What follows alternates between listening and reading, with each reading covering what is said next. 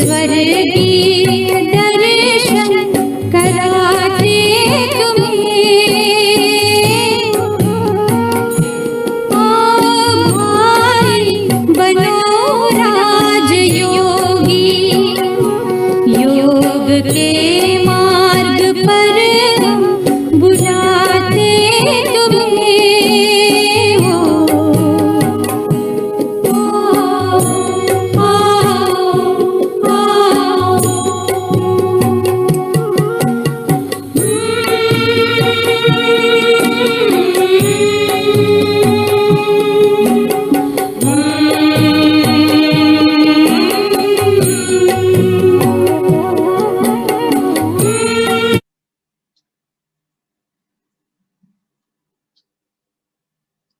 ओम शांति,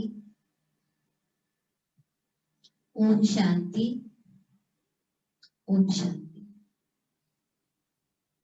आज बहुत ही सुंदर एक निमंत्रण भी आपको दिया, योग के मार्ग पर हम बुलाते तुम्हें। ऐसा निमंत्रण शायद आज तक आपको किसी ने नहीं दिया होगा। कोई नाश्ते पर निमंत्रण देते हैं, भोजन पर निमंत्रण देते हैं, चाय पर निमंत्रण देते हैं, पर प्रजापिता ब्रह्मा कुमारी ईश्वरी विश्वविद्यालय ने आज आपको योग के मार्ग पर निमंत्रण दिया है, ज्ञान के मार्ग पर निमंत्रण दिया है। ये समय की विडंबना ही कहें कि आज आप अपने अपने स्थान से और हम अपने स्थान से, भले फिजिकल रूप में हम सब दूर हैं, लेकिन मन से और आत्मिक रूप से हम सभी एक दूसरे के सम्मुख हैं, साथ हैं, एक दूसरे को देख पा रहे हैं, सुन पा रहे हैं, महसूस कर पा रहे हैं। तो ये समय की बलिहारी जिसको कहें कि आज ऐसी संध्या में हम सभी आपस में एक दूसरे से मिल रहे हैं, जहां पर हम स्वयं के बारे में भी जानेंगे और उस परम शक्ति के बारे में भी जानेंगे। ज्ञान का जीवन में मायना क्या है, योग के मायने क्या है, वो सारी चीजें समझेंगे, सुनेंगे, महसूस करेंगे। और ये आने वाले 5 दिन जो अभी हमारे जीवन में आएंगे अभी, तो मैं समझती हूँ कि इन 5 दिनों के 5 घंटे में आप अपने जीवन में ऐसे यादगार या ऐसी स्मृतियां बसा लें जिनको याद करके आपका जीवन हमेशा के लिए खुशनुमा हो जाए। ये जो निमंत्रण है ये कोई हमने नहीं दिया है, स्वयं परम पिता परमात्मा ने ही आपको निमंत्रण भेजा है। क्योंकि हम उसकी संतान हैं, तो पिता के नाते उसने निमंत्रण भेजा कि आओ, मुझे जानो, समझो, अपने बारे में भी जानो, समझो, महसूस करो और अपने जीवन को दुख अशांति से मुक्त करके कैसे सुख शांति का अनुभव करें। ये परमात्मा पिता का ही निमंत्रण है। तो ऐसे निमंत्रण में आप सभी भाई बहनों का दूर बैठे ही सही हम दिल से स्वागत करते हैं, स्वागत करते हैं, स्वागत करते हैं। एक बार अपने लिए ही सही आप ताली बजा लीजिए, क्योंकि परमात्मा के घर में दूर से ही सही, लेकिन कहीं न कहीं ईश्वर पिता ने आपको दिल से वेलकम किया है। तो इस स्वागत की संध्या में हम सभी मिल रहे हैं कि ये कौन सी पहेली है कि मैं कौन हूँ, इसके बारे में हम कैसे जानेंगे। क्योंकि आज आप देखिए, जीवन में अगर हम किसी से भी ये प्रश्न करते हैं कि आप कौन हैं, तो स्वाभाविक सी बात है कि हम अपना सामने जो दैहिक स्वरूप है या जो दैहिक परिचय है वही हम जानते हैं, महसूस करते हैं, एक दूसरे को सुनाते हैं। परिचय में हम क्या अनुभव करते हैं, क्या बताते हैं और क्या मान करके चले हैं एक दूसरे को।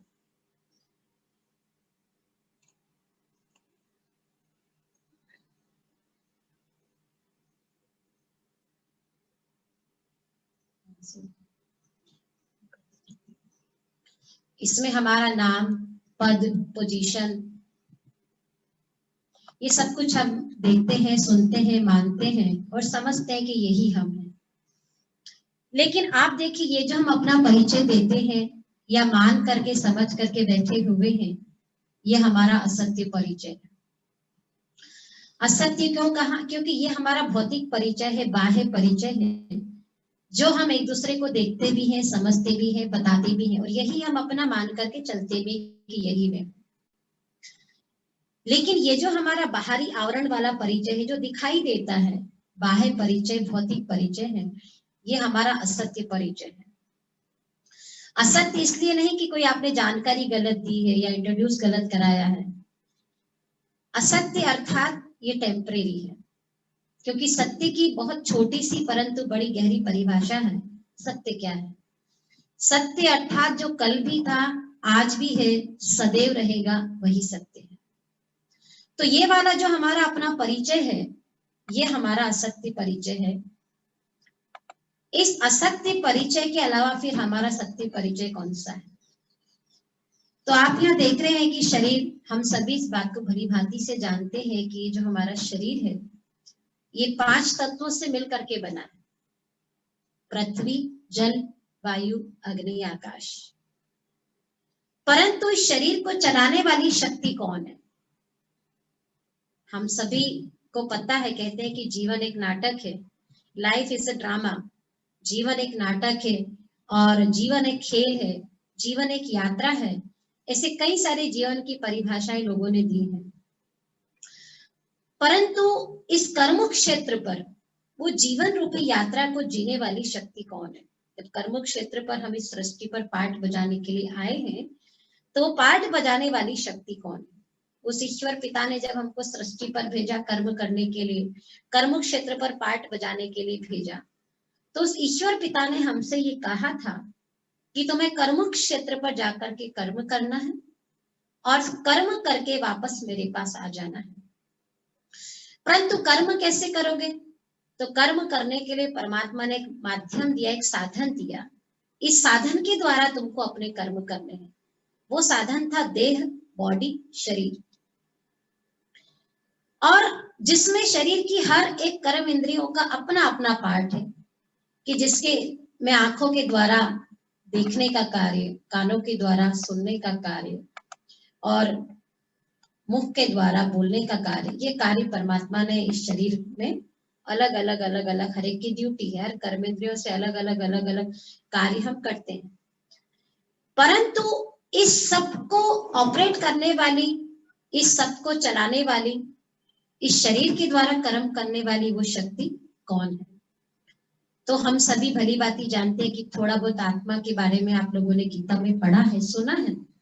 आत्मा के बारे में कहा जाता है कि आत्मा एक अजर अमर अविनाशी शक्ति है, जिसको जल भिगो नहीं सकता, आग जला नहीं सकती, शस्त्र छेद नहीं सकते, वायु उड़ा नहीं सकते। ऐसे आत्मा के बारे में हमने सुना है। परंतु आज तक उस आत्मा को हमने महसूस नहीं किया है कि वो आत्मा पीछे किस तरह, वो आत्मा है क्या, उस आत्मा का रूप क्या है, उसके गुण क्या है, उसकी शक्तियां क्या है, और कैसे वो आत्मा इस शरीर के द्वारा अपना कार्य करती है, वो हमें पता नहीं है। तो आज हम उस आत्मा को ही जानेंगे। ये आत्मा के बारे में बताया है कि आत्मा एक ऐसी शक्ति है जिसको जल भिगो नहीं सकता है, अग्नि जला नहीं सकती, शस्त्र छेद नहीं सकते, वायु उड़ा नहीं सकती है। तो वो अविनाशी आत्मा जो इस संसार में कर्म करती है, शरीर को चलाती है, जो आंखों के द्वारा देखती है, महसूस करती है, दुख का, दर्द का, संबंधों का, हर एक चीज का जो अनुभव करती है, वो शक्ति कौन है? वो शक्ति है मैं आत्मा, मैं और मेरा। आज आप देखिए इस संसार में कोई भी मनुष्य, सबसे ज्यादा अपने जीवन में हम 2 शब्दों का यूज करते हैं, मैं और मेरा। ज्यादा बार लाइफ टाइम सोचता भी मनुष्य उसी के बारे में, मैं और मेरा। हमारे सारे सोच उसके बारे में चलते हैं। हमारा दुख, दर्द, सुख का आधार भी मैं और मेरा होता है। लेकिन अंत तक समझ नहीं पाते हैं कि मैं कौन हूं और मेरा क्या है। मैं का अर्थ अपन बॉडी मान लेते हैं और मेरा अर्थात सांसारिक संबंध, पदार्थ, प्राप्तियां, इस सबको अपन मेरा मान के बैठते हैं। लेकिन यहाँ पर मैं अर्थात आत्मा और मेरा अर्थात शरीर।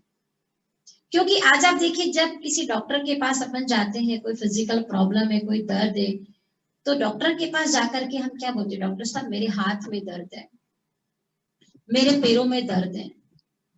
हम डॉक्टर को कभी ऐसा नहीं बोलते कि मुझ हाथ के अंदर दर्द है, या मुझ पैर के अंदर दर्द है, या मुझ शरीर के अंदर दर्द है। हमेशा हम बोलते हैं, सोचते हैं, तो भी हमेशा मेरा शब्द का यूज करते हैं। तो साइलेंट क्यों नहीं कर दे कि मेरा हाथ, मेरा पैर, मेरा शरीर। तो ये जो मेरा मेरा करने वाली शक्ति, ये मैं कौन है, मैं कौन हूं, वो है आत्मा। तो आज हम उस आत्मा के बारे में ही समझेंगे कि आत्मा वास्तव में क्या है। आत्मा का जो रूप है अति सूक्ष्म ज्योति बिंदु स्वरूप होता है, एक प्रकाश का पुंज होती है आत्मा, जो इस शरीर को चलाती है। और आत्मा का रूप ज्योति बिंदु स्वरूप होता है। इसकी याद में ही आप देखिए, जब कोई शरीर छोड़ता है, किसी की डेथ होती है, तो घर में 13 दिन तक दिया जलाते हैं। शरीर के पास में भी उसी समय एक ज्योत जलाते हैं। वो आत्मा ज्योति का ही प्रतीक है। आत्मा पॉइंट ऑफ लाइट है, अति सूक्ष्म प्रकाश का पुंज है, जो शाश्वत है, सनातन है, सदा है। अब वो आत्मा की स्वयं की 3 शक्तियां हैं, मन, बुद्धि और संस्कार। मन अर्थात सोचने की शक्ति। मन क्या करता है, सोचता है। इसको बहुत अच्छी रीति से आज अपन समझेंगे। मन के लिए तो कहा जाता है कि मन एक बेलगाम घोड़ा है ना। मन के लिए तो अलग अलग बहुत सारी बातें कहते हैं कि मन एक वकील है, मन एक घोड़ा है जिसको हम कंट्रोल नहीं कर सकते हैं, क्योंकि मन अर्थात सोचने की शक्ति। तो आज आप देखिए कि मन को काबू करने के लिए या मन को वश में करने के लिए कई लोगों ने तो ऐसी ऐसी बातें की है कि मन कभी वश में नहीं हो सकता है, मन को तो कोई कंट्रोल कर ही नहीं सकता है। लेकिन ये जो राजयोग मेडिटेशन की विधि है या ये जो योग की प्रक्रिया है, इसमें मन को वश में जरूर कर सकते हैं, मन को सुधार जरूर सकते हैं। क्योंकि आज आप देखो, वर्तमान समय में कोई भी व्यक्ति अपने जीवन में जी रहा है, कुछ भी हम कर रहे हैं, या हमारे जीवन में जो कुछ भी प्रॉब्लम है, उन प्रॉब्लम का सबसे बड़ा जो रोल है हमारे मन के विचार, मन के संकल्प। इस बात को तो आज साइंस वाले लोग भी मानते हैं कि मन के विचारों का असर कैसे पड़ता है। अभी वर्तमान में प्रैक्टिकल उदाहरण आप देख लीजिए कि कोरोना वायरस जो चल रहा है, हम मानते हैं बीमारी है, बीमारी का भी बहुत बड़ा रोल है और उसमें कई ज्यादा शारीरिक प्रॉब्लम, फिजिकल प्रॉब्लम लोगों को हुई है। लेकिन बहुत बड़ा रोल इस बीमारी को बढ़ाने में या शरीर को कहीं ना कहीं आज जो इतनी डेथ हुई है, मृत्यु हुई है, इसमें सबसे बड़ा रोल हमारे मन के संकल्पों का भी कहीं ना कहीं रहा ही। क्योंकि मन अर्थात विचार करने की शक्ति, सोचने की शक्ति, और हर एक सोच में, हर एक विचार में एक वाइब्रेशंस निकलते हैं, एक तरंगे निकलती है, हार्मोन्स निकलता है, जिसका इफेक्ट हमारे शरीर पर, संबंधों पर, घर परिवार पर, परिवार के वायुमंडल पर, इवन संपूर्ण ब्रह्मांड में हमारे विचारों का प्रभाव पड़ता है। तो आज जो बीमारी हुई, प्रैक्टिकल में आप देखिए कि सबसे बड़ा रोल इसके अंदर मन के विचारों का भी था। जैसे ही किसी ने सुना कि भाई मुझे कोरोना हो गया, तो तुरंत उसने नेगेटिव सोचना शुरू किया। और सोचने के बराबर ही आप देखिए कईयों का तो ऑक्सीजन लेवल अपने आप सोचते सोचते सोचते सोचते ही कम हो गया। और कई लोगों ने तो डर के कारण इस बीमारी को इतना बढ़ा लिया कि डर से ही उनकी डेथ हो गई। तो मन जो सोचता है, उस मन के अंदर जो विचार हैं, 4 प्रकार के विचार यहाँ बताए हैं। इनका हम ज्यादा विस्तार, ज्यादा डिटेल नहीं करेंगे कि हमारे मन के अंदर 4 प्रकार के विचार आते हैं। सकारात्मक विचार, जो हम सभी जानते हैं कि उनका परसेंटेज कितना कम होता है। आत्मा के जो ओरिजिनल गुण होते हैं, 7 गुण, जो अभी अपन आगे वाली उसमें देखेंगे, 7 गुणों के अनुसार जब अपन संकल्प चलाते हैं तो वो हमारे सकारात्मक विचार होते हैं। नकारात्मक, नेगेटिव विचार, जिसका हम सभी को जीवन में बहुत अनुभव है। कोई भी बात होती तो उसको लेकर के कितना हम पॉजिटिव होते हैं, कितना हम उसका नकारात्मक, उसके प्रति दृष्टिकोण रखते हैं, ये आप सभी भली भांति जानते हैं। आवश्यक जो जीवन से, जो दैनिक रूटीन से, जो कार्य व्यवहार से जुड़े हुए विचार हैं, वो आवश्यक नेसेसरी थॉट्स होते हैं। और चौथे होते हैं व्यर्थ, वेस्ट। 4 प्रकार के विचार हमारे मन के अंदर आते हैं। सबसे ज्यादा परसेंटेज जो हमारे विचारों का होता है, वो होता है या तो नेगेटिव या व्यर्थ। वेस्ट हम बहुत सोचते हैं, और नेगेटिव तो जैसे कि हमारे जीवन का हिस्सा बन गया है। और जो भी हम सोचते हैं वो हमारे साथ होता जाता है, क्योंकि हमारे मन के विचारों की तरंगे उस चीज को आकर्षित करने लगती है। आकर्षण का सिद्धांत है ये।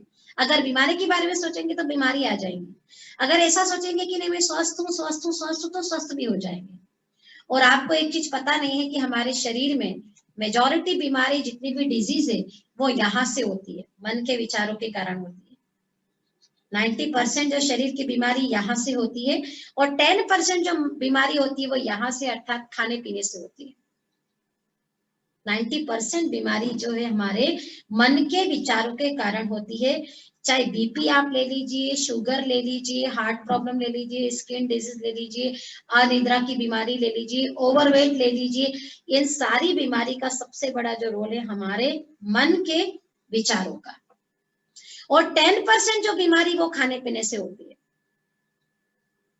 इसलिए आज आप देखिए लोग क्या करते हैं कि 10% को तो अपन कंट्रोल कर लेते हैं, डाइट कंट्रोल करेंगे, एक्सरसाइज करेंगे, मॉर्निंग वॉक करेंगे, तेल वाली चीज, घी वाली चीज, ऐसी चीजों से अपन परहेज करते हैं, बहुत हेल्दी डाइट लेते हैं, हेल्दी लाइफ स्टाइल होती है। लेकिन इतनी हेल्दी लाइफ स्टाइल होने के बाद भी बीमारियां बढ़ रही हैं, बीमारी कम नहीं हो रही है, क्योंकि 10% को तो हमने कंट्रोल कर लिया, लेकिन जो 90% रोल है बीमारी का, सबसे बड़ा बीमारी में जो 90% जिस चीज का रोल है, मन के विचार शक्ति, सोचने की शक्ति, उसको हमने चेंज नहीं किया। हर चीज हाइजेनिक होती है हमारी, खाना पीना हाइजेनिक, सब कुछ हाइजेनिक, लेकिन विचार हमारे हाइजेनिक नहीं हो पाते, इसलिए बीमारियां जस की तसी संसार में पड़ी हुई। और इसका प्रत्यक्ष उदाहरण अभी कोरोना में आप देखिए, लोग शारीरिक बीमारी से ज्यादा मानसिक बीमारी से ग्रसित हो गए। घर घर में आज डिप्रेशन है, टेंशन है, तनाव है, दर्द है, दुख है, अशांति है, परेशान है हर कोई। हर किसी के मन में बीमारी को लेकर के इनसिक्योरिटी। हाँ, परहेज करना अच्छी बात है, प्रिकॉशन लेना अच्छी बात है, अवेयरनेस अच्छी बात है, लेकिन उसको इस कदर से अपने जहन में, मन के विचारों में बसा लेना, समा लेना, और इस कदर से बसा लेना कि उसको हम निकाल भी नहीं पाए और ऐसी बीमारी से, लंबी बीमारी से ग्रसित होकर डेथ हो जाए, इसको क्या कहेंगे। तो सबसे पहले अपने को मन को सुधारना है, मन को मारना नहीं है, मन का दमन नहीं करना है, मन को अमन नहीं करना है, लेकिन मन को सुधारना है, मन को सुमन करना है। पर कैसे करेंगे? आज दुनिया में आपको भी, अगर मान लीजिए आपके पास कोई व्यक्ति आता है और वो अपनी प्रॉब्लम लेके आता है, तो आप उसको कितना अच्छी तरीके से समझाते हैं, नहीं नेगेटिव नहीं सोचो, अच्छा सोचो, सब अच्छा हो जाएगा, टेंशन नहीं करो, है ना, कोई ऐसा दुखी नहीं हो। कितनी अच्छी अच्छी बातें 1 घंटा भी आप उसको समझा सकते हैं। लेकिन सबसे बड़ी बात यह कि क्या हम अपने मन को समझा सकते हैं वो प्रॉब्लम जब हमारे साथ आती है? तो ये विचार करने की बात है। किसी और को तो बहुत अच्छी रीति हील कर देते हैं, समझा देते हैं, लेकिन जब अपने ऊपर वो बात आती है तो हम अपने मन को कितना समझा सकते हैं इस बात को लेकर के। आवाज नहीं आ रही है क्या आप लोगों को?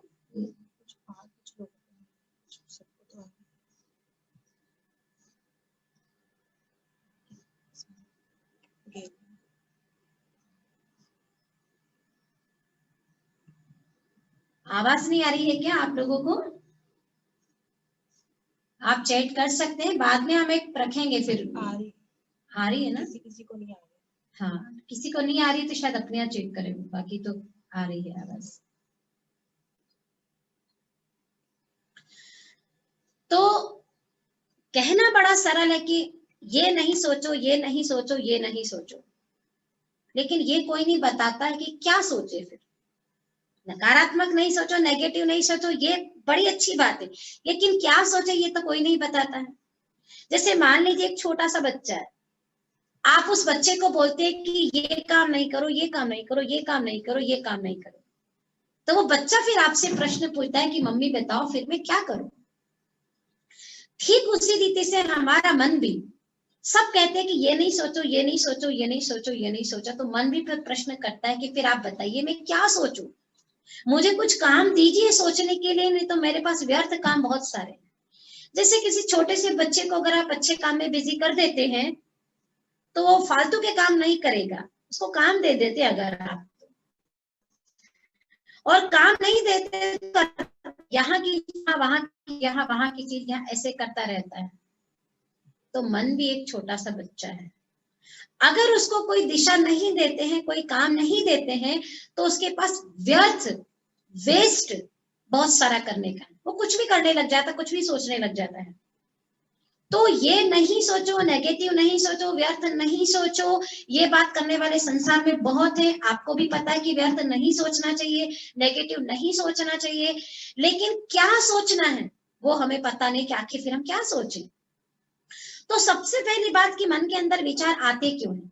जब हमारा मन विचार चलाता है, हमारा मन थॉट्स क्रिएट करता है, तो मन के विचार चलाने के सोर्स, आधार क्या है। 3 आधार है मन के विचार चलाने के, जो आपको यहाँ पर दिखाई दे रहे हैं स्क्रीन पर। सबसे पहला आधार है मन के विचार चलाने का, जो चीजें अपन देखते हैं। देखना, सुनना और पढ़ना, पहला आधार है इसके अंदर। जो चीजें हम देखते हैं उसके आधार से हमारे मन के अंदर विचार चलते हैं।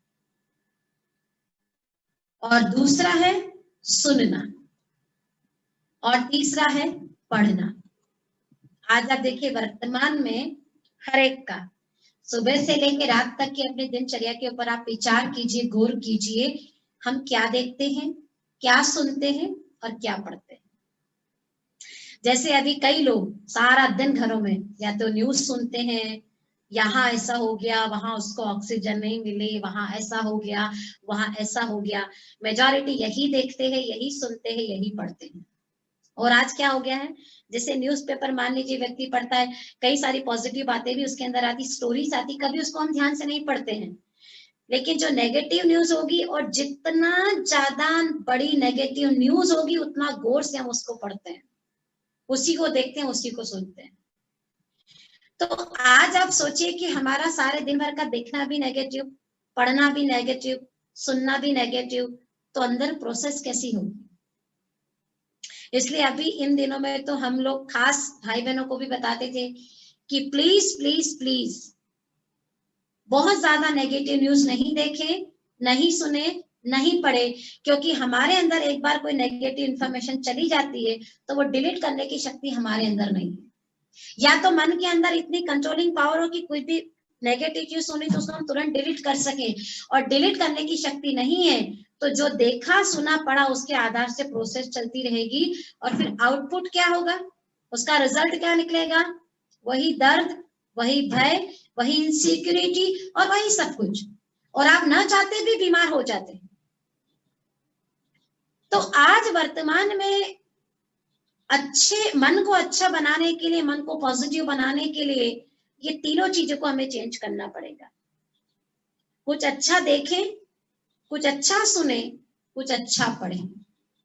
आज जैसे मान लीजिए आप कोई 3 घंटे की मूवी देखते सपोज, या कुछ भी ऐसी सीन आपने देखा, कोई वीडियो आपने देखा, 3 घंटे में बहुत सारी चीजें अच्छी उसके अंदर दिखाई, लेकिन 5 मिनट को ऐसी गलत चीज दिखा दी, तो आप खुद प्रैक्टिकल अनुभवी है, मन के अंदर कौन सी चीज बार बार आपको दिखाई देगी, तो वो 5 मिनट की नेगेटिव चीज आपने देखी।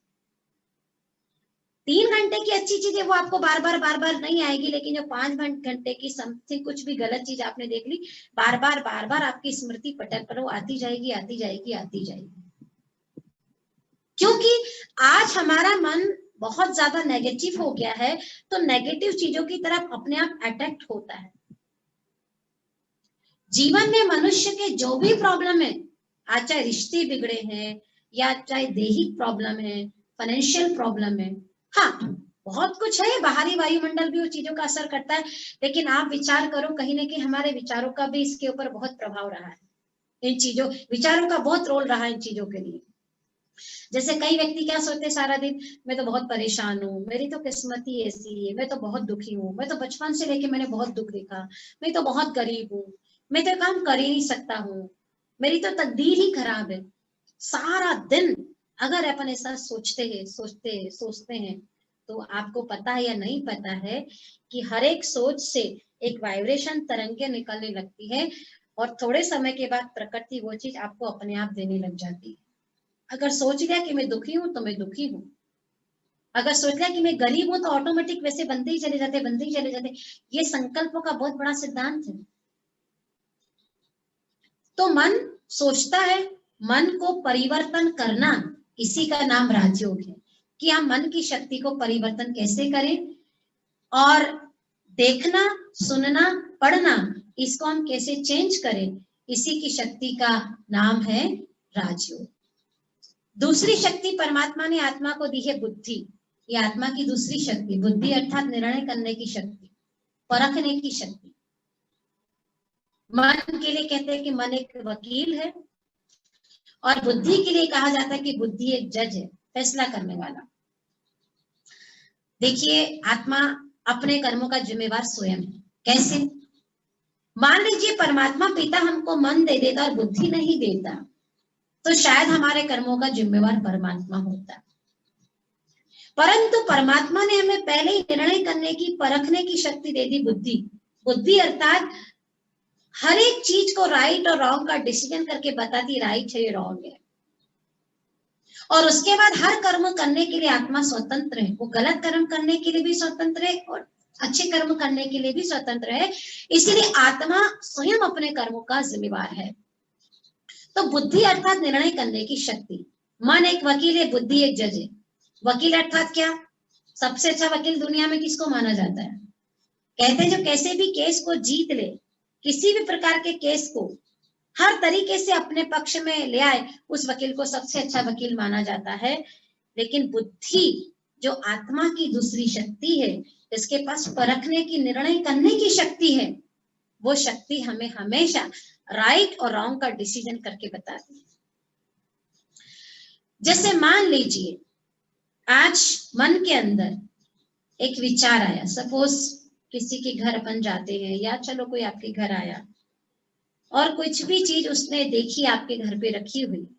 मन है कुछ भी सोच सकता है ना, उसकी सोचने की कोई सीमा नहीं है, कभी भी लालच आ सकता है, कभी भी इम्प्रेस हो सकता है किसी भी चीज से। तो मन ने सोचा कि इस चीज को उठा लेना चाहिए। मन के अंदर विचार आया, उठा लेना चाहिए, लेकिन तुरंत उसी समय हमारी बुद्धि हमें रोकती है। जो जज है वो कहता है कि नहीं, ये नहीं उठाओ। उसने फैसला दिया, निर्णय करा, ये गलत है, ये नहीं उठाना चाहिए।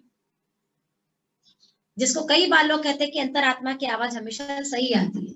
बुद्धि ने निर्णय किया नहीं उठाना चाहिए, लेकिन फिर मन ने वकालत करना शुरू कर दी, नहीं उठा लो, कुछ नहीं होता है। फिर बुद्धि समझाती नहीं उठाओ, ये गलत चीज है, ये चोरी है। मन कहता कोई चोरी वोरी नहीं है, उठा लो एक बार।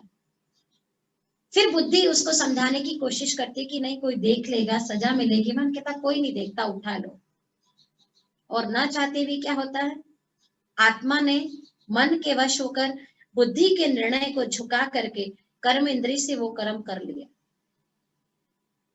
कोई बात नहीं, एक बार ऐसा कर्म किया तो कोई फर्क नहीं पड़ा, लेकिन बार बार बार बार बार बार जब आत्मा उसी प्रकार के कर्मों को रिपीट करती गई, कर्म का रिपीटेशन होता गया, तो वो कर्म ही आत्मा का संस्कार बन गया। इसलिए कहते हैं ना, अरे झूठ बोलना तो उसका संस्कार है, चोरी करना तो उसका संस्कार है।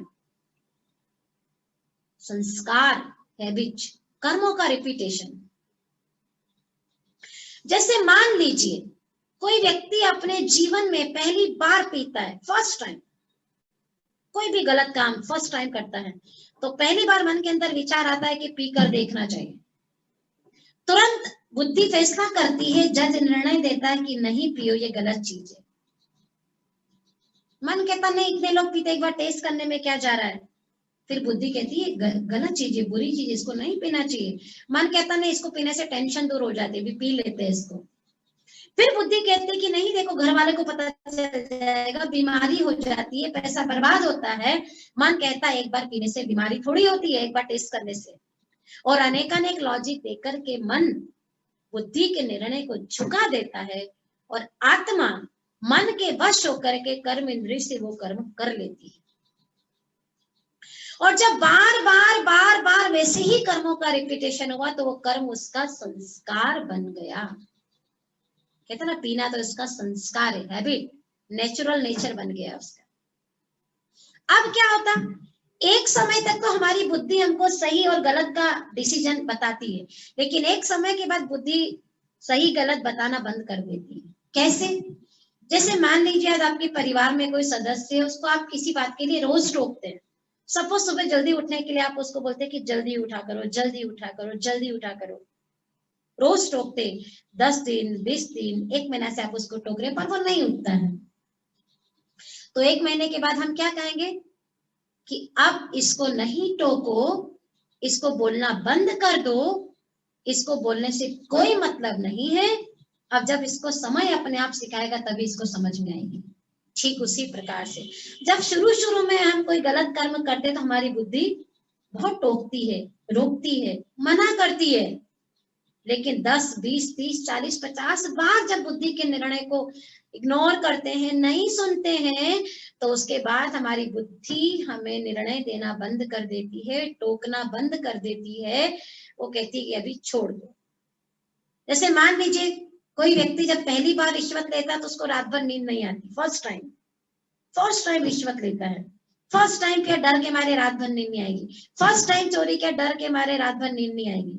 लेकिन 10 बार रिश्वत ले ली, 20 बार रिश्वत ले ली और 10, 20, 50 बार वैसा गलत कर्म कर लिया, तो हर गलत कर्म करने के बाद उसको बिंदास नींद आ जाएगी, सो जाएगा, उसकी नींद नहीं फुटेगी, क्योंकि उसकी बुद्धि ने उसको निर्णय देना, रोकना टोकना बंद कर दिया।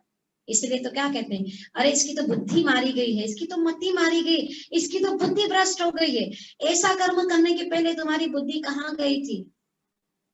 तुमने सोचा नहीं कि क्या करना चाहिए, ऐसा कर्म क्यों करना चाहिए मुझे? ऐसा हम कहते हैं, क्योंकि मन अर्थात सोचने की शक्ति और बुद्धि अर्थात समझने की शक्ति। इसलिए जब भी कोई कार्य करते हैं तो क्या कहते हैं, अरे कोई भी कार्य करो ना तो सोच समझ कर करना। अर्थात सोचोगे तो कई बार, लेकिन समझना भी सही, उसको सोच समझ के करना, बुद्धि की सुनना।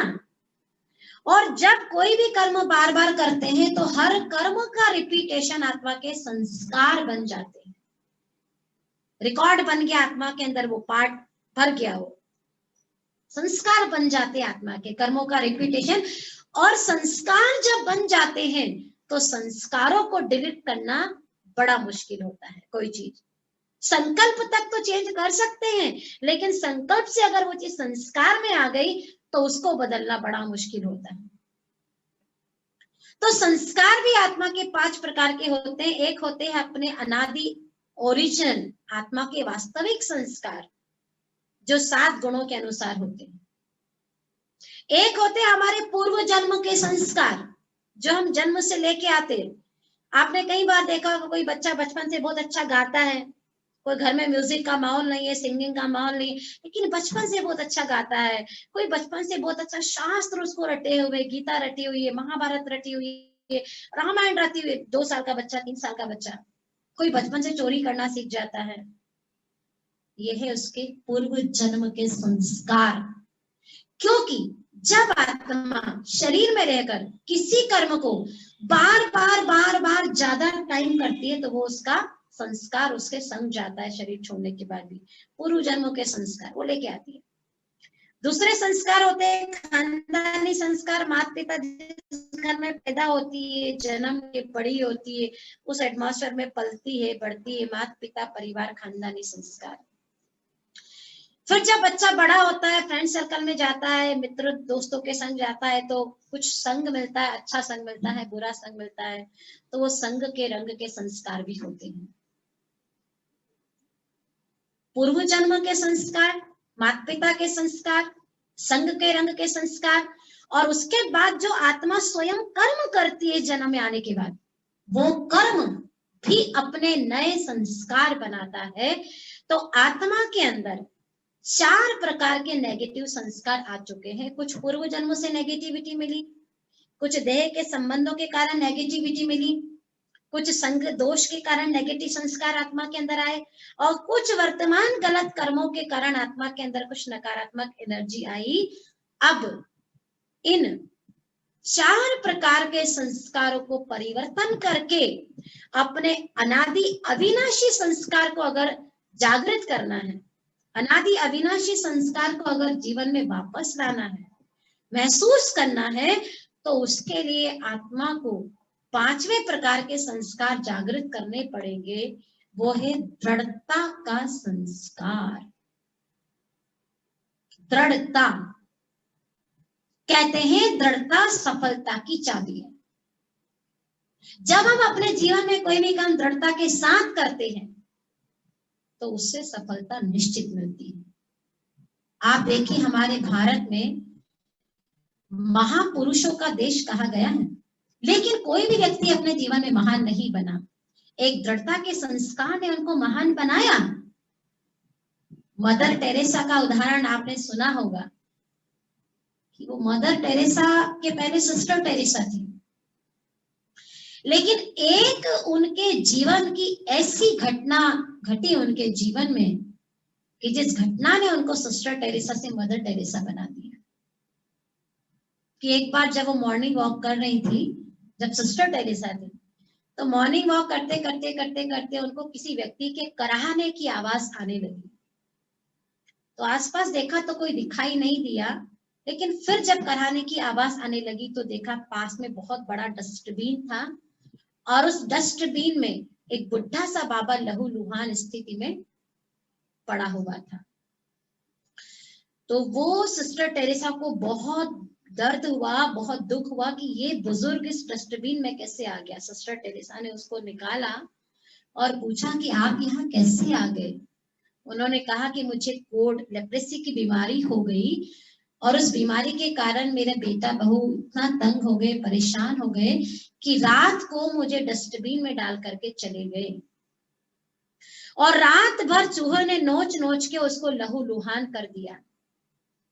सिस्टर टेरेसा उनको अपने साथ लेके आई, उनकी दवाई मरहम पट्टी की, लेकिन वो बच नहीं सके। परंतु मरते मरते उन्होंने एक शब्द सिस्टर टेरेसा को कहे कि बेटी, मुझे इस बात का गम नहीं है कि मेरी सारी जिंदगी दुख में बीती, लेकिन मुझे इस बात की खुशी है कि मेरी मृत्यु सुख के हाथों में हो रही है। इस छोटी सी घटना ने सिस्टर टेरेसा के मन को ऐसा परिवर्तित किया कि उन्होंने अपने जीवन में दृढ़ संकल्प को धारण कर लिया कि कुछ भी हो जाए, अब मुझे अपना जीवन मानव सेवा के लिए समर्पित करना ही है। लेकिन आप क्या सोच सकते हैं कि सिस्टर टेरेसा से मदर टेरेसा तक का सफर कोई सहज नहीं रहा होगा। कोई भी पुरुष अपने जीवन में महापुरुष बना तो पुरुष से लेकर महापुरुष तक का सफर कोई सरल नहीं रहा होगा, सहज नहीं रहा होगा।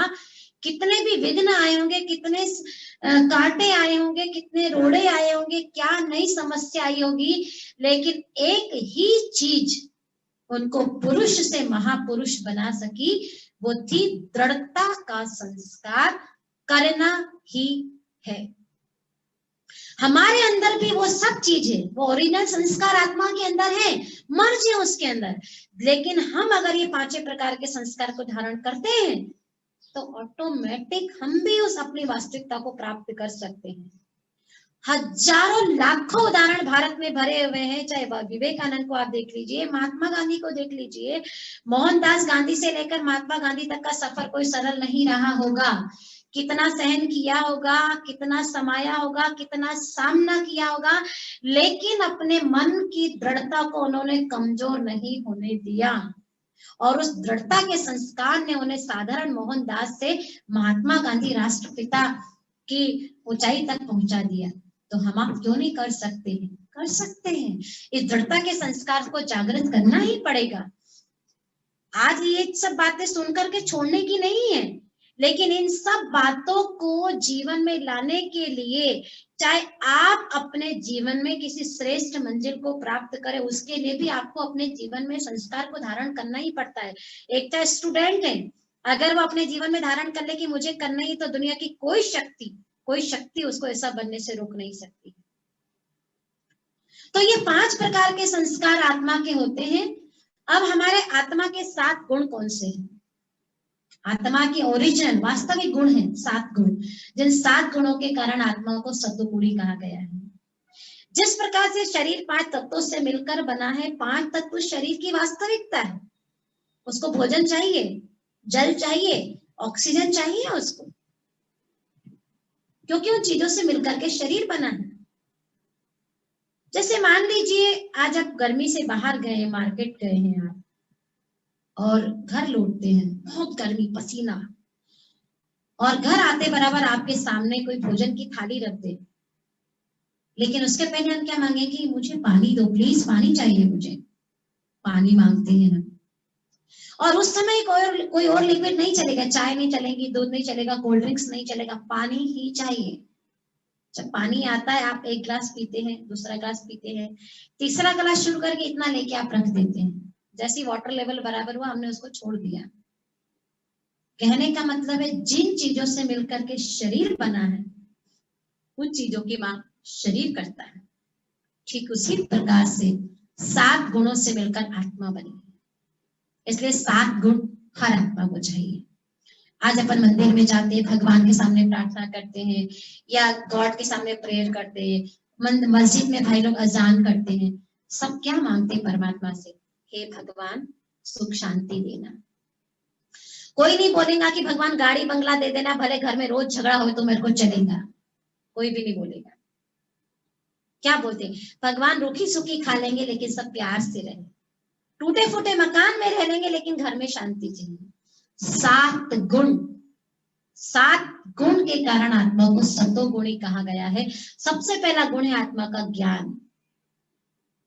बाहरी ज्ञान तो हमको बहुत है, बाहरी संसार का ज्ञान, बाहरी जगत का ज्ञान, देह का ज्ञान, संबंधों का ज्ञान, पदार्थों का ज्ञान, सांसारिक ज्ञान। लेकिन अगर ज्ञान नहीं है तो स्वयं का कि मैं कौन।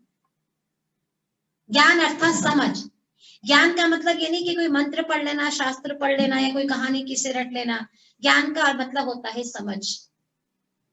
जैसे मान लीजिए एक बहुत छोटा सा बच्चा, अगर वो भी 2000 का नोट आपके सामने फाड़ देगा तो हम उसको सजा नहीं देंगे। बहुत छोटा सा बच्चा है, वो फाड़ देगा, हम उसको सजा नहीं देते। हम क्या कहते हैं? इसके अंदर ज्ञान नहीं है। लेकिन वही गलती अगर 20 साल का बच्चा करेगा तो अपन क्या बोलेंगे?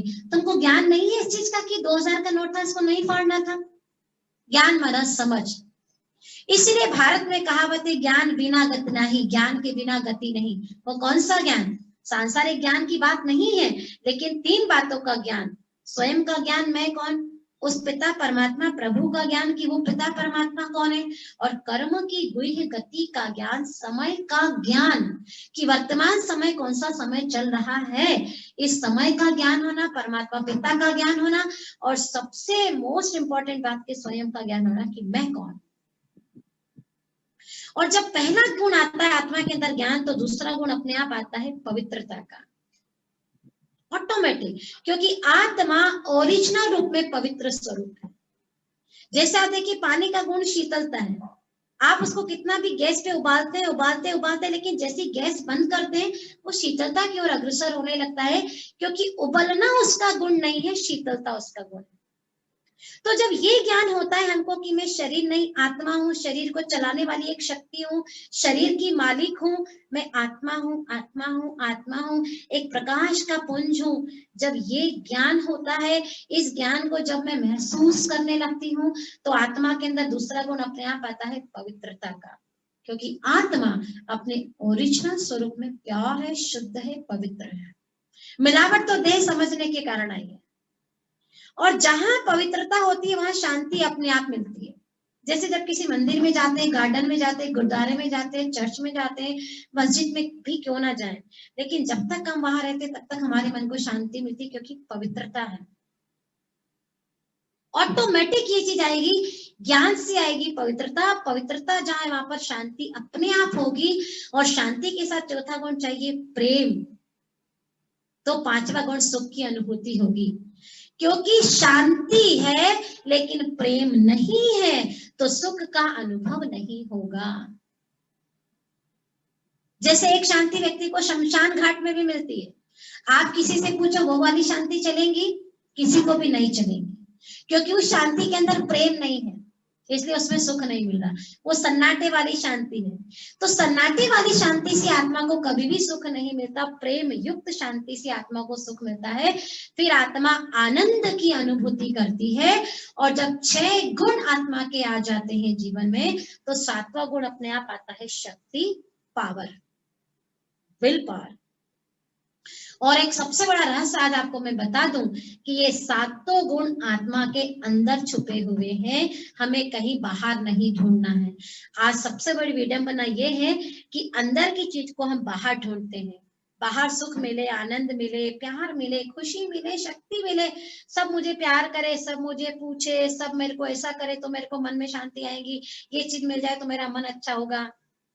इसी को अज्ञान कहा है। ज्ञान अर्थात स्वयं की चीज को स्वयं में ढूंढना है।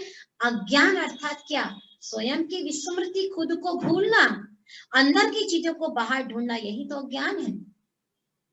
एक छोटी सी स्टोरी है। एक बहुत बुजुर्ग सी लेडी थी, बहुत बुजुर्ग थी वो। तो वो ऐसे रास्ते कुछ गुम गया था उसका, तो अपने घर के बाहर वो ढूंढ रही थी, सुई गुम गई थी उसकी, तो सुई ढूंढ रही थी वो। तो सामने से एक राहगीर निकलता है तो पूछता है कि क्या गिर गया आपका, क्या आप इतनी तल्लीनता से ढूंढ रही हैं? तो वो कहती कि बेटा मेरी सुई गुम गई है। बोलता चलो मैं भी आपकी हेल्प करा देता हूँ ढूंढने में। तो वो उसकी हेल्प कराने लगते हैं, और दो चार राहगीर उधर से गुजरते तो सारे लोग उस सुई को ढूंढने में उसकी हेल्प कराने लगते हैं। लेकिन लास्ट में एक व्यक्ति उनसे पूछता है कि माता जी ये बताओ आपकी सुई गिरी कहाँ है? वो बड़े भोलेपन से बोलती बेटा सुई तो अंदर गिरी है, लेकिन अंदर अंधेरा है, इसलिए बाहर उजाले में आकर के ढूंढ रही हूँ। हमारे साथ भी यही हुआ है, अंदर अंधेरा है, ये सारी चीजें परमात्मा ने अंदर छुपा के रखी है, परंतु अंदर अंधेरा है, इसलिए बाहर के उजालों में, बाहर के संबंधों पदार्थों में हम ये चीजें ढूंढते हैं। लेकिन जो चीज है ही अंदर, वो बाहर कैसे मिलेगी? इसलिए बाहरी सारी प्राप्ति होने के बावजूद भी हम खाली हैं। बाहरी सब कुछ प्राप्ति होने के बाद भी मन में डर है, भय है, इनसिक्योरिटी है, खाली है, प्यार नहीं है, सुकून नहीं है। नींद की दवाइयों से भी नींद नहीं आ रही है, डिप्रेशन है, टेंशन है, स्ट्रेस है। अभी ये चीज कैसे आएगी? ये चीज आएगी आत्मचिंतन से। क्योंकि किसी भी चीज का बार बार चिंतन करने लगते हैं तो वो चीज जीवन में आने लग जाती है। मैं बहुत दुखी हूँ, ये भी एक संकल्प है, लेकिन सोचा तो अनुभव हो गया। मैं बहुत सुखी हूँ, ये भी एक संकल्प है, लेकिन बार बार मैं सोचती हूँ तो जीवन में अनुभूति होने लग जाती कि वाह मैं बहुत सुखी आत्मा हूँ। तो 7 गुणों का स्वरूप आत्मा है और आत्मा के गुण हैं, इसलिए आत्म चिंतन से ही ये गुण इमर्ज होते हैं, जागृत होते हैं, महसूस होने लग जाते हैं जीवन में कि मैं प्रेम स्वरूप हूँ, मैं शांत स्वरूप हूँ, मैं सुख स्वरूप हूँ, मैं पवित्र स्वरूप हूँ। ये आत्मा की वास्तविकता है। और आत्मा को भूलने से, स्वयं को भूलने से, स्वयं के गुणों को भूल गए हैं। इसलिए आज क्या सोचते हैं उठते बराबर, बहुत दुख है, बहुत परेशान है। अरे आपको पता नहीं कितना टेंशन है, ये भी एक सब सोच ही है। और सोच रहे हैं, इसलिए जीवन में वो अनुभव होता जा रहा है। तो आत्मचिंतन ही आत्म अनुभूति कराता है। आत्मचिंतन ही आत्मा के गुणों की अनुभूति कराता है, और आत्मचिंतन ही सारी दैहिक परेशानियों का हल है। तो आत्मा का निवास कहाँ है? शरीर में आत्मा का निवास है भ्रुकुटी के बीच, मस्तक के बीच। यहाँ आत्मा बैठ करके शरीर को चलाती है, दिल के अंदर आत्मा नहीं बैठती है। जिस प्रकार से गाड़ी में ड्राइवर होता है तो कैसे बैठता है? आगे फ्रंट सीट पर बैठता है, ऐसे नहीं गाड़ी में कहीं भी किसी भी स्थान पर आकर के वो बैठ सकता है। एक कार का ड्राइवर कहाँ बैठेगा? फ्रंट सीट पर ही बैठेगा, है ना। और कहते हैं ना शरीर एक रथ है और रथ को चलाने वाले को रथी कहते हैं। इसलिए जब किसी की डेड बॉडी जाती है तो क्या कहते हैं? अर्थी जा रही है। अर्थी अर्थात अरथी, जिसका रथी नहीं है, जिसका रथी निकल चुका, सिर्फ रथ जा रहा है। तो जिस प्रकार से ड्राइवर फ्रंट सीट पर बैठ करके गाड़ी को चलाता है, उसी प्रकार से आत्मा का स्थान भी शरीर में भ्रुकुटी, इसको भ्रुकुटी कहते हैं, मस्तक के बीच में, और मस्तक के बीच में बैठ करके आत्मा इसको चलाती है। दिल के अंदर आत्मा नहीं होती। इसलिए भाग्य, तकदीर, किस्मत, हमारा हाथ नेचुरल कहाँ जाता है? यहाँ जाता है, मस्तक के बीच में, क्योंकि आत्मा यहाँ पर टिकी हुई है। इसलिए जब हम मंदिर में जाते हैं तो पंडित जी हमको सबसे पहले टीका लगाते हैं या टीकी लगाते हैं पूजा करने के पहले, और टीकी लगा के साथ में अक्षत लगाते हैं, चावल लगाया। इसका हम लॉजिक नहीं समझ पाए कि यहाँ पर हमको टीका या टीकी क्यों लगाया, अक्षत क्यों लगाया। टिकी अर्थात मैं आत्मा यहाँ पर टिकी हुई, आत्मा यहाँ पर टिकी हुई है, मैं आत्मा हूँ। इसलिए आप देखिए जब भी मंदिर में जाते हैं, पूजा करने जाते हैं भगवान की, तो लोग क्या करते हैं, चमड़े की सारी चीजें बाहर निकाल के जाते हैं। चमड़े का पर्स, चमड़े का बेल्ट, चमड़े की घड़ी, चमड़े का जूता, चमड़े का चप्पल, सब कुछ चमड़े की चीजें बाहर निकाल के जाते हैं। लेकिन ये चमड़ा, देह रूपी चमड़ा, वैसे भी कहते हैं ना कि जानवरों का चमड़ा तो फिर भी काम आ जाता है, लेकिन मनुष्य का चमड़ा तो कोई काम नहीं आता है। तो उसके पीछे लॉजिक ये था कि जब आप भगवान को याद करने जा रहे हैं, परमात्मा को याद करने जा रहे हैं, तो इस चमड़े को बाहर उतार करके जाइए, क्योंकि डेड बॉडी कभी परमात्मा को याद नहीं करती, परमात्मा को याद करने वाली शक्ति भी आत्मा है। इस चमड़े को उतारना अर्थात भूल जाओ कि आप शरीर हो, अंदर अपनी स्मृति में टिक करके जाइए कि मैं आत्मा हूं। और कौन सी आत्मा, उसके लिए लगाया अक्षत, अर्थात जिसकी कभी क्षति नहीं हो सकती, अक्षत आत्मा। शरीर की तो क्षति हो जाती है, आत्मा की कभी क्षति नहीं होती है।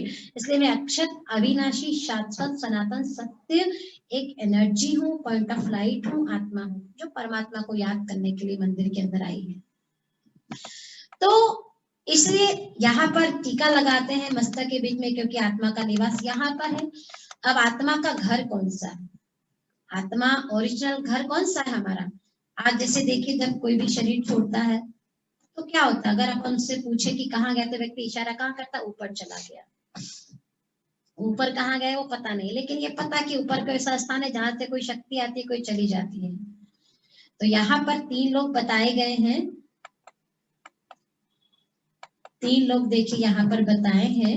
सबसे पहले जो आप देख रहे हैं ऊपर, वो है आत्माओं का घर।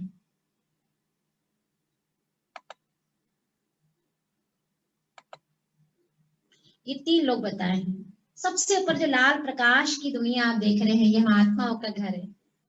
और ये घर सूरज, चांद, सितारों के पार है, जहां पर परमात्मा पिता भी रहता है।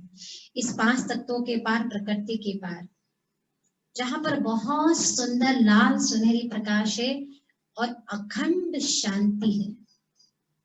उसको परम धाम, शांति धाम कहा गया है। उस परम धाम से हम आत्माएं इस सृष्टि रूपी रंगमंच पर आती है, धरती पर आती है, और सृष्टि रूपी रंगमंच पर आकर के अलग अलग नाम रूप वाले देह धारण करती है और अपना अपना पार्ट हर आत्मा बजाती है। और जब उसका रोल पूरा हो जाता है, पार्ट पूरा हो जाता है, तो आत्मा देह रूपी वस्त्र को छोड़कर वापस अपने घर चली जाती है। इसलिए कहते हैं ना, ये दुनिया एक मुसाफिर खाना है, एक दिन सबको अपने घर जाना है। ये हम आत्माओं का असली घर है। जिस प्रकार से ट्रेन में यात्रा करते हैं या और कहीं अपन यात्रा करते हैं, तो आसपास के पैसेंजर से हमारी बातचीत होती है। जब लंबा सफर, लंबी यात्रा होती है, तो बातचीत होती है, प्यार हो जाता है, लेना देना, खाना पीना, कई बार तो रिश्ते भी बन जाते हैं। लेकिन जब जहां जिसका स्टेशन आता है, तब वो वहां उतर जाता है। तो उसी प्रकार से कहते हैं लाइफ इज अ जर्नी, जीवन भी एक यात्रा है। और इस जीवन की यात्रा में अनेक आत्माओं से मेरे रिश्ते बन गए हैं। कोई आत्मा मेरी माँ बन गई, कोई आत्मा मेरा पिता बन गया, कोई आत्मा मेरा बच्चा बन गया, कोई आत्मा मेरा दोस्त बन गया, कोई आत्मा मेरा दुश्मन भी बन गया। लेकिन जब जिस आत्मा का समय पूरा होता, तब आत्मा अपने ओरिजिनल स्वरूप में, अपने असली घर चली जाती है। तो कहने का मतलब कि आज जो सारा दिन मैं करते, वो मैं कौन, मैं आत्मा। आत्मचिंतन, आज दुनिया में इतना टेंशन है, टेंशन का कारण क्या है, टेंशन का चिंतन। क्यों इतना भय है, क्यों इतना दर्द है, क्यों इतना परेशानी है, क्यों नींद हमारी नेचुरल चीज है लेकिन दवाइयों से भी नहीं आ रही है। कईयों को तो नींद की इंजेक्शन लगते तभी भी नींद नहीं आती है ना, जबकि नेचुरल चीज है, नेचुरल अवस्था है नींद, लेकिन दवाइयों से के बाद भी नींद नहीं आ रही है। क्योंकि हमने अपने मन को, मन के अंदर बहुत सारे व्यर्थ और नकारात्मक विचारों का संग्रह कर लिया। अब वो निकले कैसे, उसको निकालने की विधि क्या है, वो अपन आगे चलेंगे। आज तो अपना टाइम हो चुका है, लेकिन अभी 5 मिनट अपन आत्म अनुभूति करेंगे। क्योंकि कुछ चीजें संसार में ऐसी होती है जिसको अपन देख नहीं सकते हैं, लेकिन महसूस कर सकते हैं। तो महसूस करने का आधार भी है ज्ञान। ज्ञान के बिना किसी चीज की महसूसता नहीं कर सकते हैं। तो अभी कुछ थॉट्स आपको यहाँ पर देंगे, कमेंट्री यहाँ पर देंगे, उसमें आप आत्मा को महसूस करेंगे। भले आंख बंद कर सकते हो, कर लीजिए आप, वैसे राजयोग हम आंख खोल के करते हैं, पर अगर आपको इजी लगता है तो आंख बंद कर सकते हैं आप। और जो जो यहाँ से थॉट्स देंगे 5 मिनट, सारी बातों से मन को समेट करके सिर्फ मस्तक के बीच में, भ्रुकुटी के बीच में यहाँ अपने ध्यान को आप एकाग्र कीजिए और आत्म अनुभूति, आत्मा की महसूसतापन करने की कोशिश करते हैं कि वास्तव में वो आत्मा क्या है जो आंखों से देखती है, कानों से सुनती है, मुख से बोलती है, इस सृष्टि पर पार्ट प्ले करती है। उस मैं आत्मा को अभी अपन महसूस करेंगे और मन के सभी विचारों को बाहर से आप समेट करके सारे विचारों को, अपने ध्यान को मस्तक के बीच में एक चमकते प्रकाश पुंज के ऊपर आप एकाग्र कीजिए। चलते हैं एक अंतर जगत की यात्रा के ऊपर। सभी शांत बैठ जाइए, स्थिर बैठ जाइए, शरीर भी स्थिर। जितना देह स्थिर होगा उतना ही हमारा मन स्थिर होगा। अंतर जगत की यात्रा पर चलते हैं, आत्म अनुभूति की तरफ, आत्मा की महसूसता की तरफ। महसूस कीजिए।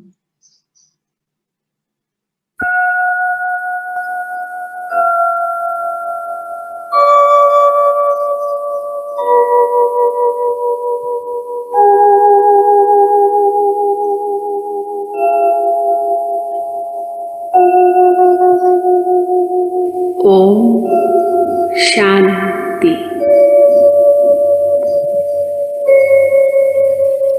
मैं एक आत्मा हूँ।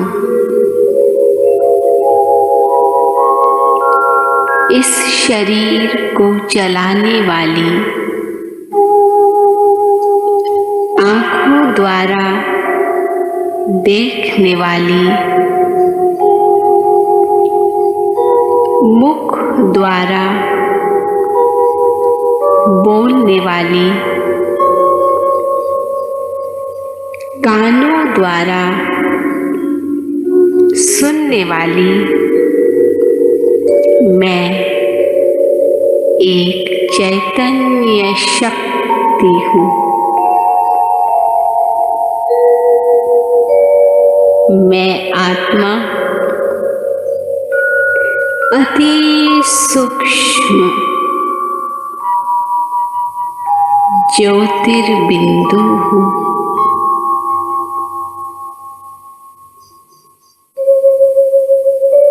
मैं आत्मा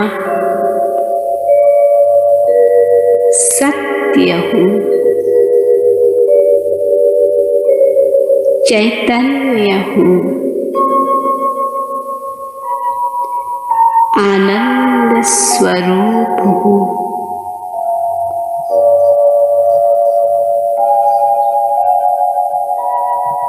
यह शरीर मेरा एक वस्त्र है।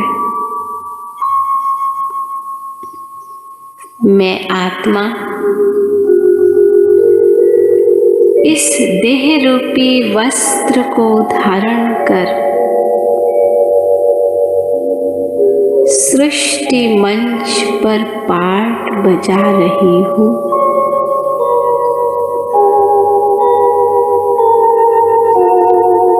वास्तव में मैं आत्मा इस साकार दुनिया से दूर,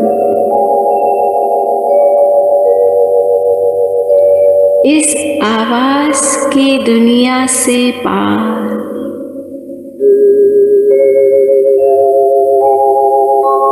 सूर्य, चांद, तारागण से भी पार,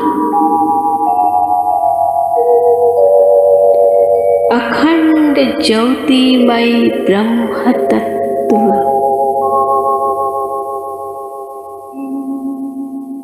शांति धाम,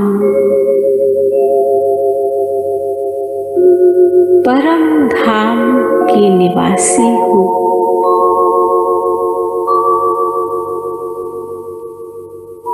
वहाँ से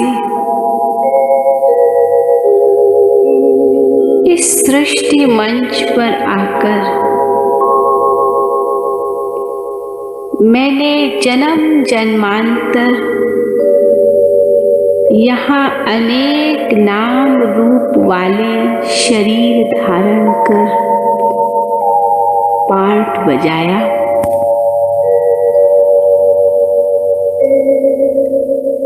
अब मुझ आत्मा को वापस उस ज्योति के देश में लौटना है।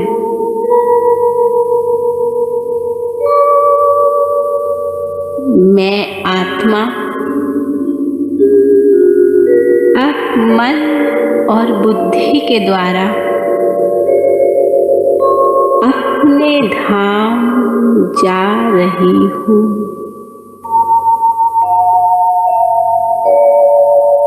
आहा, 5 तत्वों से पार इस घर में सर्वत्र शांति है, पवित्रता है,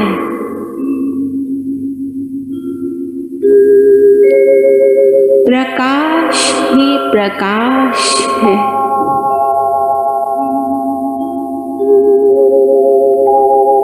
कितनी निरसंकल्पता है।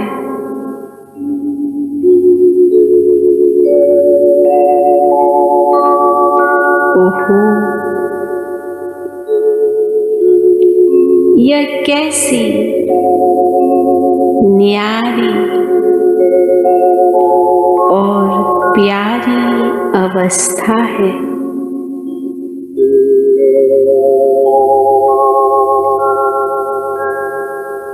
यहाँ मैं आत्मा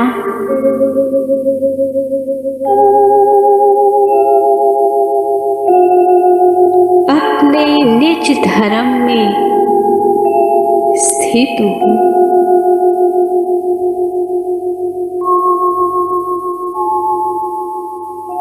मैं आत्मा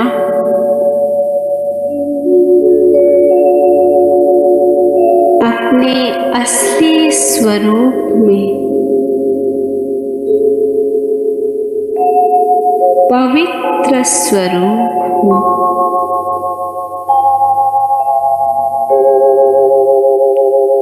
शांत स्वरूप हूँ।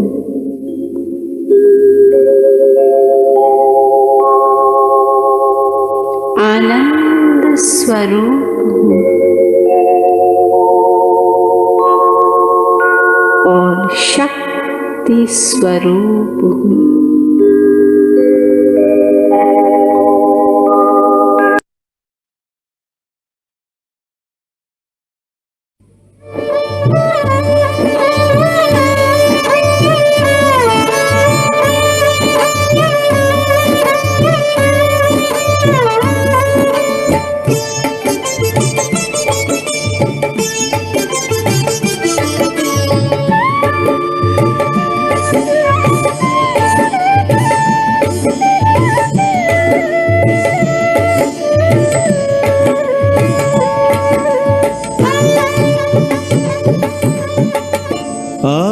आत्मदर्शन स्वयं का दर्शन, आत्मदर्शन स्वयं का दर्शन, आत्म ज्योति जगा ले, बुझी हुई जगा कर ज्योति स्वराज्य फिर पाले। आत्मदर्शन स्वयं का दर्शन।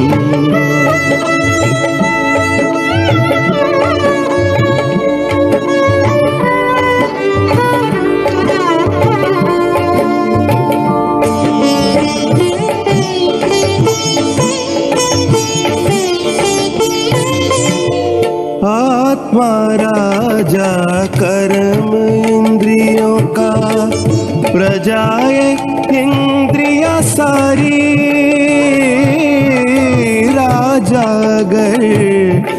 स्वराज पे बैठा, सुख संपत्ति हो भारी। स्वराज की रक्षा कर तू, स्वराज की रक्षा कर तू, स्वयं का पहरा लगा ले। आत्मदर्शन, स्वयं का दर्शन।